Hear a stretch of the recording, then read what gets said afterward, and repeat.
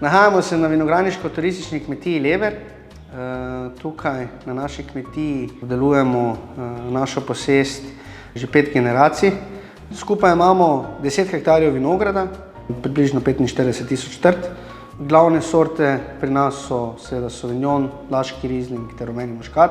Turizem delamo petek, sobota, nedelja skozi celo leto, ostale dni po dogovoru. Govorimo o topli in hladni hrani.